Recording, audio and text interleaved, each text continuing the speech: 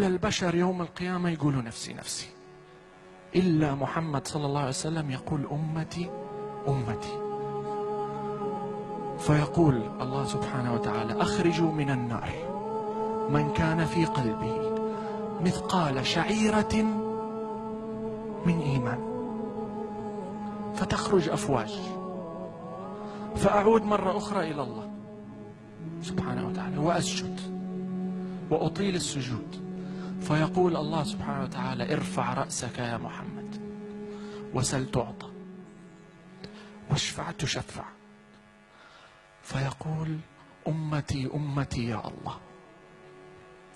فيقول الله أخرجوا منها من كان في قلبه مثقال خردل من إيمان، فتخرج أفواج.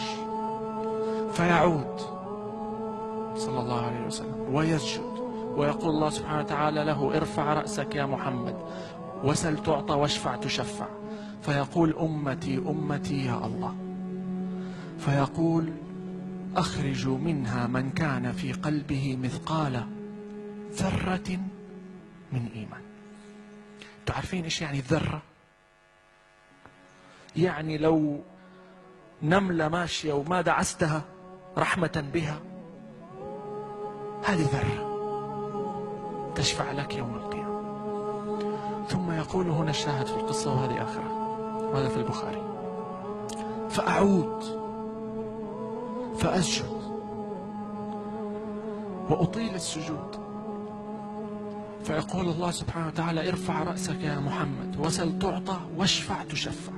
فيقول في المرة الرابعة صلى الله عليه وسلم يا الله ائذن لي في من قال لا إله إلا الله.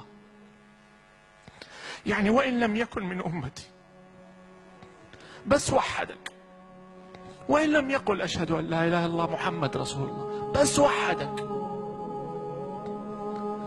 فيقول الله سبحانه وتعالى وعزتي وجلالي وعظمتي لأخرجن منها من قال لا إله إلا الله.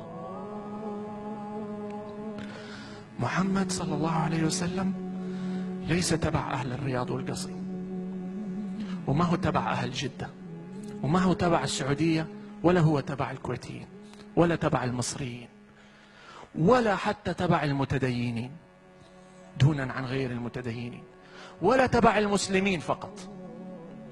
محمد صلى الله عليه وسلم عالمي، ويحمل في قلبه رحمة ليست للمسلمين، للعالمين، وبذلك كان خير البشر عليه الصلاة والسلام.